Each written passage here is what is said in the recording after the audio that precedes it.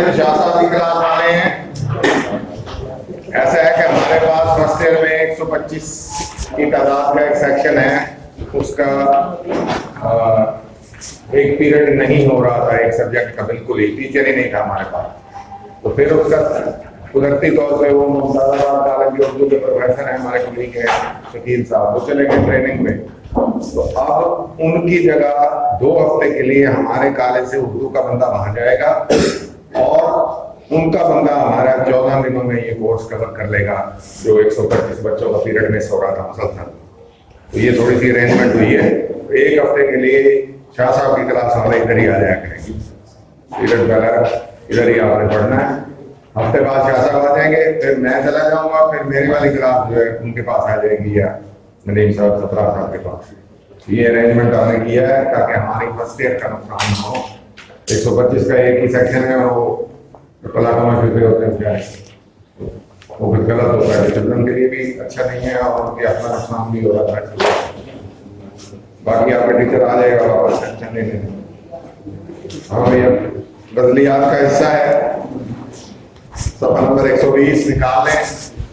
आप लोग भी साथ के साथ आपकी ये गजलें कवर हो जाएंगी। अगर हो चुकी हैं तो फिर दोबारा हो जाएंगी। इस क्लास के कोर्स के मुताबिक चलें, फिर क्या काम आगे अपना सवाल नहीं। हमें ये शेर गुलाम हमदानी नौसफी 1751 में पैदा हुए, 1824 में वफात पाई। ये भी क्लासिकल शायद शोरा में से एक हैं जो 1800 तक आए हैं, हमसे खासे दूर हो जाते हैं, इसलिए कारी को देखना पड़ता है कि ये शायद जदीद है या कदीम है। तो ये पुरानी रिवायत के शायर हैं, अच्छे शायर हैं। और इन्होंने, इनकी जब हम पहली गजल देखते हैं तो हमें 2 मतले नजर आते हैं। गौर से देखें, हदीस क्या है इस गजल की, रहा। और पहले मतले में अंदोही और करीम काफी हैं, दूसरे मतले में हमनशीन और सरे आस्ती काफी हैं। तो ये डबल का मतला आ गया जो हम बात कर रहे थे।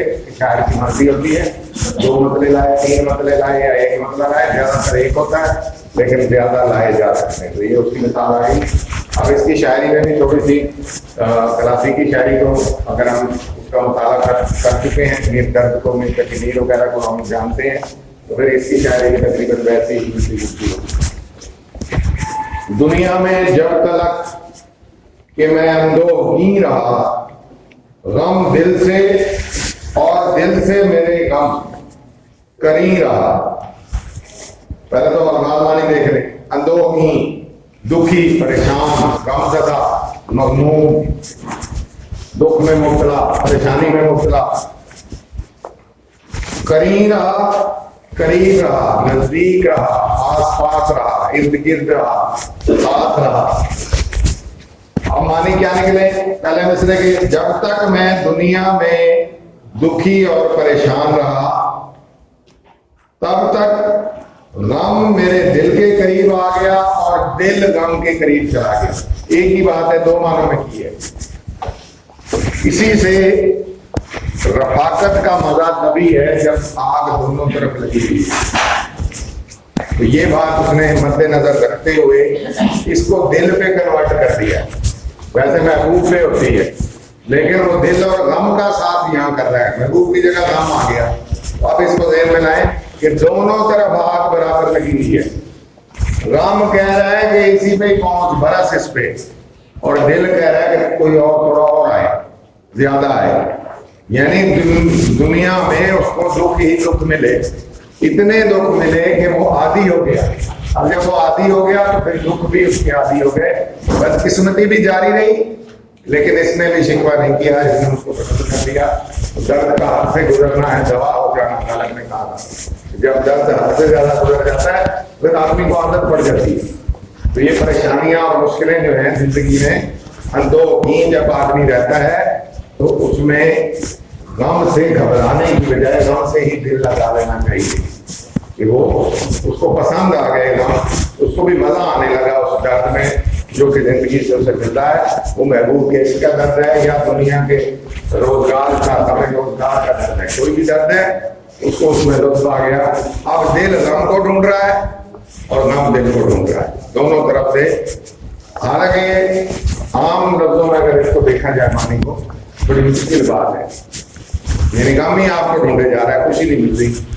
खुशी भी तो ढूंढे आदमी को, वो गम है जो मुसलसल ढूंढ रहा है, वो दिल कहाँ है, इसी पे ही बरसना है मैंने। और ये एक दुख का मकाम है कि मुसलसल आपको दुख मिलते जाए, बजाय इसके कि बीच में खुशी भी तो हो। तो वो खुशी नहीं है बीच में, लेकिन वो कह रहा है मैं परेशान कैसे नहीं हूँ, मैंने उसी गम से दिल लगा दिया। अब गम दिल को ढूंढता है तो दिल ये नहीं कहता कि तू मेरी तरफ ना, कहना तो ये चाहिए तो मुझे क्यों ताड़ लिया तुमने, हर गम मेरी तरफ ही आ रहा है।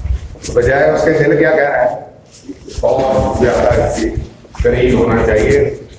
अब इसके अंदर दूसरे नफसियाती मानी क्या छुपे हुए, खुशी से आपको वो सबक नहीं मिलता जो गम से मिलता है। गहरा सबक जिंदगी का जो है वो गम देता है, खुशी एक आर्जी चीज होती है, गम अमूमन दायमी होते हैं। इस वजह से आदमी को हौसला, सब्र और बर्दाश्त अगर कोई चीज सिखाती है तो वो गम है। हर वक्त खुशी की तलाश में नहीं रहना चाहिए, बल्कि अगर गम भी मिल गया है तो उससे अपनी बर्दाश्त को बढ़ाएं। खुद को एक मजबूत आदमी उसी सूरत में आदमी बना सकता है जब वो गम को बर्दाश्त करे। रोने से काम बस के शब हमनशीं रहा, आंखों पे खींचता मैं सरे